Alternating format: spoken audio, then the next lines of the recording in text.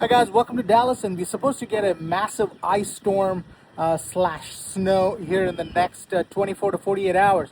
So look at that. That's what it looks like right now. So will it be transformed into winter wonderland in 24 hours? How about we check it out? So has it been transformed? Look at that, guys. It is a winter wonderland full of snow.